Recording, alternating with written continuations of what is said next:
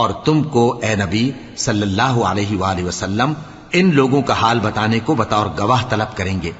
اس روز کافر اور پیغمبر کے نافرمان آرزو کریں گے کہ کاش ان کو دھسا کر زمین برابر کر دی جاتی،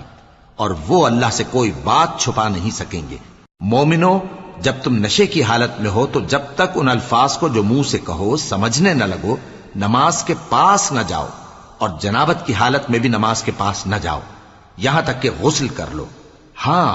اگر بحالت سفر رستے چلے جا رہے ہو اور پانی نہ ملنے کے سبب غسل نہ کر سکو تو تیمم کر کے نماز پڑھ لو، اور اگر تم بیمار ہو یا سفر میں ہو یا کوئی تم میں سے بیت الخلا سے ہو کر آیا ہو یا تم نے عورتوں سے مقاربت کی ہو اور تمہیں پانی نہ ملے